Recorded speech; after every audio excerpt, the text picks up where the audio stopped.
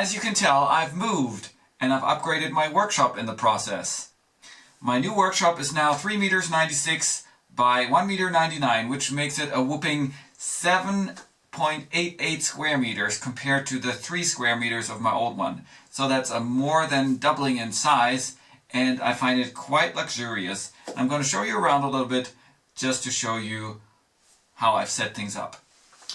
I now have another workbench. This is an old workbench that came with the house, and I had to shorten it a bit because it was actually one level higher, so another set of drawers, 3 drawers was in there, but I shortened it to make it a good working height. And I put my bandsaw on there.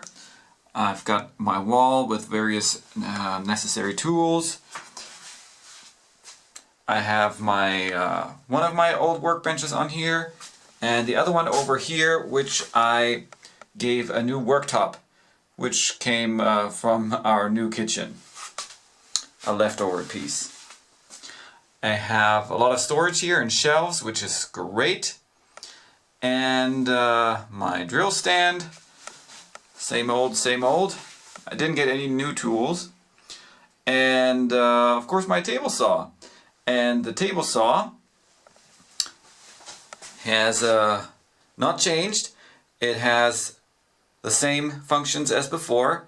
The cool thing now is that it's much easier to move it to be able to cut longer pieces.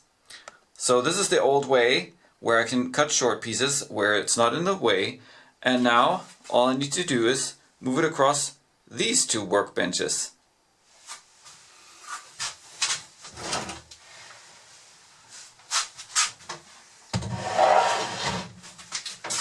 And there you go.